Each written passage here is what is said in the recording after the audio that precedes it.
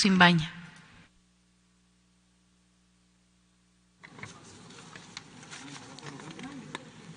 Señora Presidenta, señora Ministra, colegas asambleístas, muy buenas tardes con todos. Es evidente y es de dominio público que estamos siendo testigos de una descomposición social,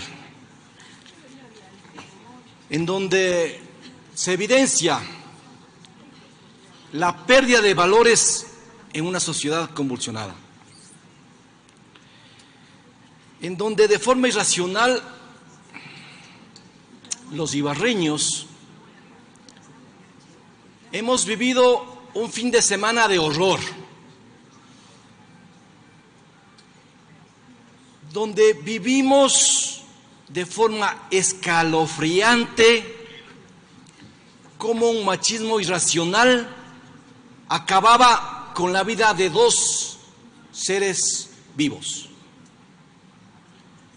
en donde una muchedumbre violenta, exacerbada, perseguía a seres humanos por el solo pecado de ser extranjeros. Rechazo frontalmente estas conductas violentas. Los ibarreños somos gente trabajadora, somos gente honesta, somos gente pacífica, respetuosa, hospitalaria, que nos gusta vivir en armonía, en paz. Y bueno, tenemos toda esta serie de elementos que se repiten día a día. Buenos Aires, Mascarilla, El Oro, Cuenca, Guayaquil, Manabí, en todas partes del Ecuador. Entonces creo que hay un denominador común. Algo está pasando en la sociedad ecuatoriana. Y de allí viene, obviamente, mi primera pregunta. ¿Existe un diagnóstico? El Ministerio del Interior ha hecho un diagnóstico de lo que está sucediendo en la sociedad ecuatoriana. O sea, ese diagnóstico ha apuntado a investigar el verdadero origen de la violencia, de la problemática, de por qué esta descomposición social. ¿Existe ese diagnóstico en el interior del Ministerio del ramo que usted preside? Y si lo existe, y si hay ese diagnóstico hecho, ¿qué medidas han implementado para poder apalear esta situación, esta problemática?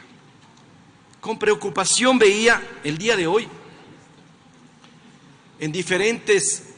escuchaba y veía en diferentes medios de comunicación cómo de forma descortés, por no llamarlo de otra manera, diferentes autoridades en diferentes entrevistas se encargaban de echar la pelotita del problema de un organismo a otro organismo.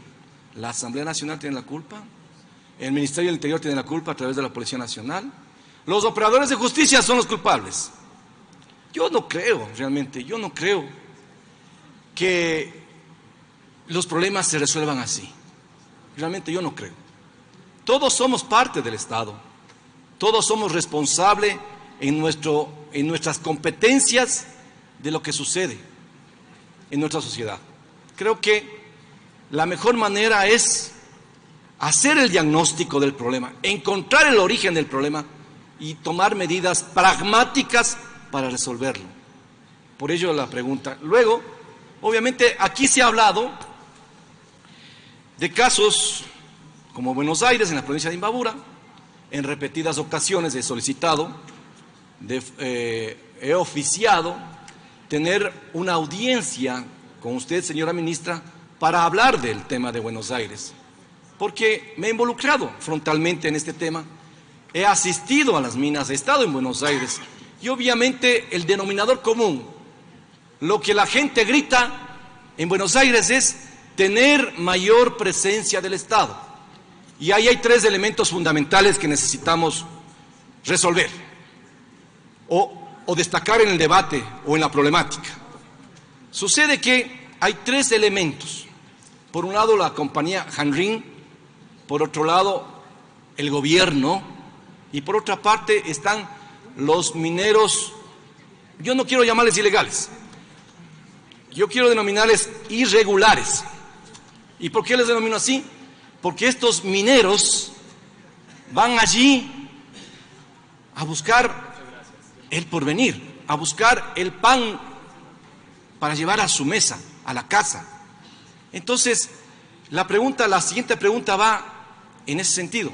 ¿Qué acciones pragmáticas desde el Ministerio del Interior han hecho para resolver esta triangulación? Gobierno, compañía Hanrin, mineros irregulares. Y obviamente es evidente que la presencia del Estado falta en Buenos Aires, ya que no es lo mismo atender a una población. En Buenos Aires está diseñada para atender a una población de 1.000 personas.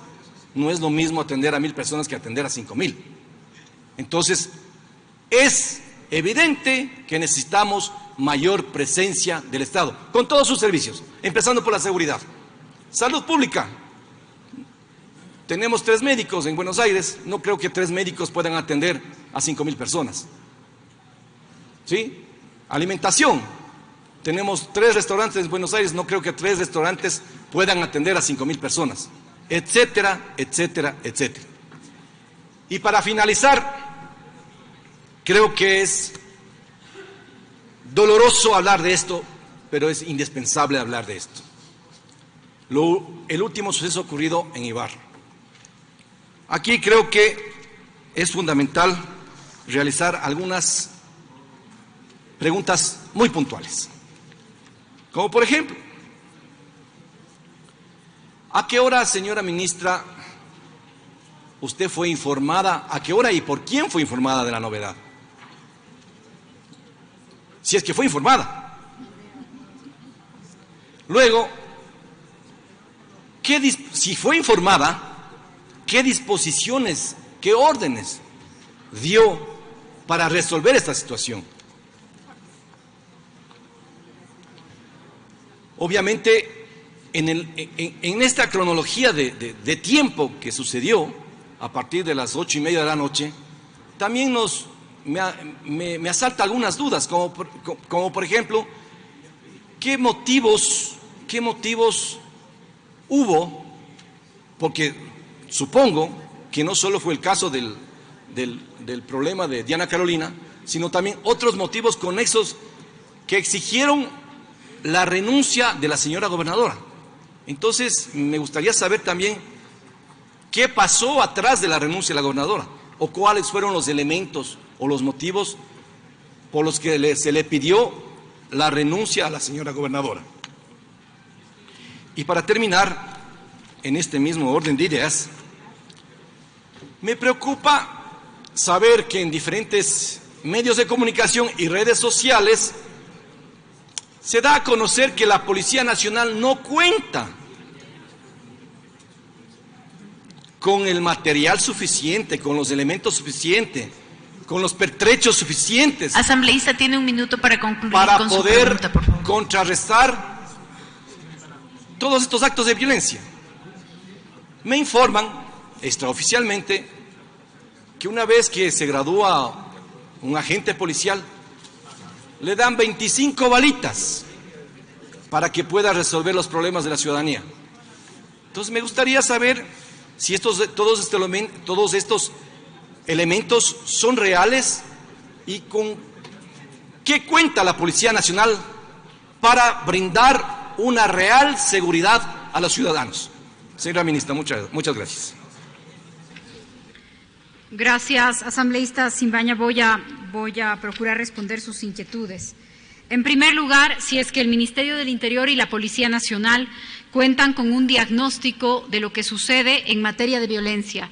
Sí, hay un diagnóstico, estamos trabajando, seguramente ustedes lo han visto, no solamente para el diagnóstico que se hace todo el tiempo, porque los delitos se modifican, se cambian de lugar, vemos comportamientos que no habíamos visto antes. El año pasado, por ejemplo, tuvimos, si no me equivoco, en la cifra 19 homicidios, suicidios, casi todos femicidios. O sea, vemos en cada momento cosas diferentes y eso nos obliga a hacer una caracterización de la violencia en cada lugar. Eso se trabaja desde un lugar en el que se concentra toda la información y esta información se analiza permanentemente, está al acceso de los jefes de cada zona para evaluar sus resultados y yo me reúno con el mando de la policía una vez cada 15 días, no solamente con quienes están en Quito, sino a través de videoconferencia con las zonas y las subzonas de todo el país y revisamos estos 15 días qué ha pasado, estos 15 días en comparación con los años anteriores, el mes que está por venir si es que tiene características especiales, comportamientos distintos, ajustar procedimientos, es algo que se hace todo el tiempo porque no es posible pensar que el delito es estático. Hay fenómenos que modifican el comportamiento de las personas, hay industrias, hay negocios, hay actividades ilegales y todo eso tiene relación con nuestro trabajo. Todo el tiempo estamos trabajando en diagnóstico y respuesta, pero también estamos trabajando a raíz de nuestras cifras en información sobre toda esta otra parte de violencia para ser entregada a otros ministerios, a los municipios y que podamos de verdad hacer una cruzada en contra de la violencia, porque no todo lo que tiene que ver con violencia tiene necesariamente que ver con policía y esa también es una de nuestras tareas, crear esta conciencia mientras, por supuesto, hacemos nuestro trabajo que sí es específico. ¿Qué medidas pragmáticas se han tomado en Buenos Aires? No sé si todos los asambleístas de la sala tienen esta información, pero yo creo que es un dato muy importante que todos deben conocer. En esa zona hay una mina que tiene la concesión, hay una empresa que tiene la concesión de esa mina. Esa empresa todavía no ha explotado oro. La empresa todavía no ha empezado a explotar. La empresa está en fase de exploración. En esa zona no existe autorización para explotación, no existen las condiciones para explotar. Si la empresa que tiene la concesión aún no está en capacidad de explotar, para mí es muy difícil alejar la palabra ilegal de la actividad que se realiza en esa zona, porque el permiso otorgado a la empresa en este momento es de exploración. Entonces, es indispensable tener reglas claras y el imperio de la ley, porque las actividades que se realizan al margen de la ley o en contra de la ley no tienen otra palabra que ilegales. No se puede instalar en la mitad o en un lugar de Urcuquí, no se pueden instalar piscinas para extraer oro con el material que eso implica. Eso no se puede hacer. Eso necesita regulaciones específicas. Entonces, realmente el tema es parte de nuestro trabajo diario con el Ministerio del Ramo, es parte de la preocupación del alcalde, es parte de lo que tiene que ver con seguridad, pero sin duda las actividades mineras, como todas las demás, pero las mineras en particular, por todo el riesgo ambiental que implican, por el material que utilizan y además por el control que debe haber para el oro, que no puede ser utilizado como herramienta de lavado o de ocultamiento de otros patrimonios. Todo eso tiene que ver con seguridad y hay que poner orden en el lugar. No es posible simplemente decir, bueno, aquí hay un grupo de personas que empezaron la explotación cuando la concesionaria de la mina no ha empezado todavía la explotación. Pero estoy segura de que el manejo técnico ya sobre el tema de la mina, hay autoridades que lo tienen con mucha mayor exactitud que yo. ¿Fui informada de lo que pasó en Ibarra? Sí, después de que pasó por la vía regular por la que recibo información, que es a través del comandante general de la policía. Usted me dice, ¿qué fue lo primero que pregunté? Y mientras usted me lo decía, yo lo reflexionaba, porque las actividades, los hechos de estos días han sucedido todos tan rápido que yo acababa de regresar unas horas antes de Bogotá por el tema de la muerte de nuestra cadete. Y entonces, ahora que usted me preguntaba, ¿cuál fue mi primera reacción? Hice 2 preguntas, asambleísta Simbaña. Pregunté si la señora estaba viva y pregunté si el agresor estaba detenido. Y lo siguiente que dije es, vamos a Ibarra. O sea, había que ir y enfrentar los temas y hablar con las personas y convocar a los alcaldes y tratar de poner orden y cordura en un ambiente que lamentablemente por algunas horas no lo tuvo. La renuncia de la gobernadora o el reemplazo de la gobernadora es potestad del presidente en cualquier momento.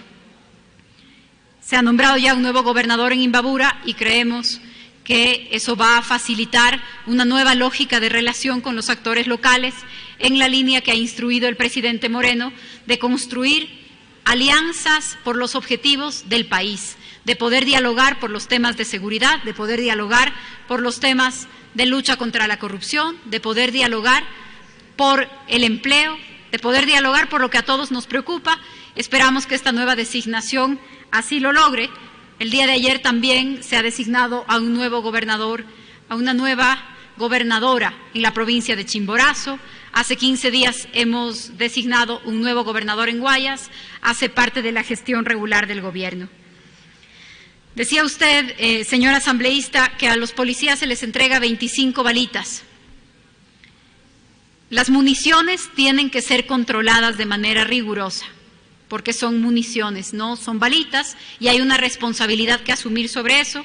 Por supuesto, siempre estamos pendientes de poder mejorar la dotación de la policía, que no solamente son armas y balas, sino chalecos, material CS, armas no letales como los gases o los toletes, que es lo que tiene que ver con eso. Pero yo quisiera aprovechar esta pregunta suya sobre las balas para llamarles a una reflexión. A pesar de que nosotros hoy estamos hablando de sucesos en donde la policía hizo o no hizo uso de su arma de fuego, la verdad es que la policía pocas veces tiene necesidad de su arma. Tenemos policía que hace investigación, tenemos policía que investiga lavado de activos, tenemos policía comunitaria, tenemos policía especializada en mujeres, niños y adolescentes, tenemos una gran cantidad de unidades diferentes y no todas hacen el mismo uso de armas letales que los grupos que son grupos especiales, y eso también hace una diferencia. De todas maneras, hemos hablado precisamente por estos casos de la necesidad de revisar la frecuencia de los reentrenamientos de los policías y lo estamos haciendo en este momento. Pero aprovecho para darles un dato. El año pasado, el 60% de la respuesta policial a las llamadas de emergencia del ECU 911 fue disturbios y retiro de libadores. El 60% del trabajo de la policía relacionado a las emergencias del 911 fue retiro de libadores y disturbios. No hay mejor apoyo que le podamos dar a la policía que vivir en una comunidad ordenada, con reglas claras, tener regulaciones municipales sobre el uso del espacio público y que la policía especializada y muy bien formada que tenemos pueda aprovechar sus recursos materiales y humanos de mejor manera y para combatir de modo más eficiente el delito y la violencia. Muchas gracias, presidenta. Gracias.